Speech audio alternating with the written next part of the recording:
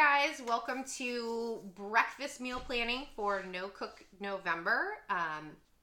Again, you can do this for any month, but we're going to start with November. So let's talk about meal planning for breakfast. First of all, eat breakfast or don't. It is totally up to you.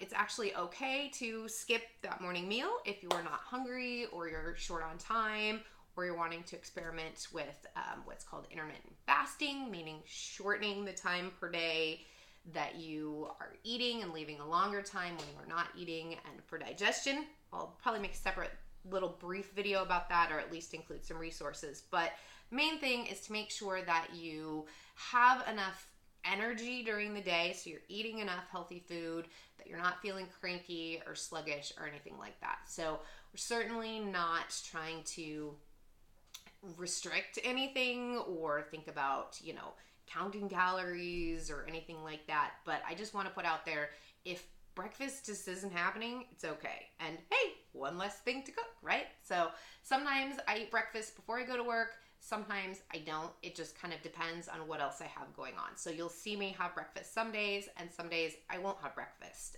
Some days I only have 2 meals. Just depends. We're all individual, and it depends on our day. So my best suggestion for breakfast, oats. So here's my case for oats. They're fast, they're healthy, they're cheap, they're very portable, and there are lots of variations. So I have not always been a big oats person, but the more I eat them, the more I actually like them a lot. There's a lot of different ways to cook them or not cook them. So if you think you don't like oats, I would encourage you to try some different variations of them. So my husband cooks his oats on the stove, and I don't like the texture when they come out that way. And he just adds salt and pepper, and that's his oat method. And it doesn't take that long. It's pretty fast, but I don't care for it. I prefer, I just eat them cold like cereal. So probably the laziest, easiest option. You can also do overnight oats if you want, whereas you put the old-fashioned oats, add flavoring, some plant milk, put it in the fridge overnight, and then you can either just eat it or heat it up in the microwave and eat it. I don't even let it sit usually. I just put oats and toppings, pour the milk on, and just eat it like cereal. That texture to me tastes good. Play around a little bit. You can also get oat groats and cook them in like a rice cooker or something. If you are really wanting to make it easy, Bob's Red Mill, and I think Quaker now, sells some little packets where you just pour in the milk and stir it. You can also do instant, which is a little bit more processed, but use hot water. You can buy oats places, so just ask to make sure that they're made with only water.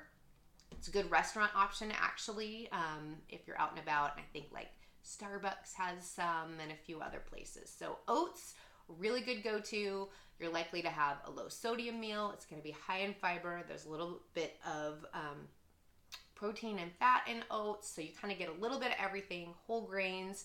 It's easy to throw in some flaxseed for that. Berries go well, which is another really healthy food.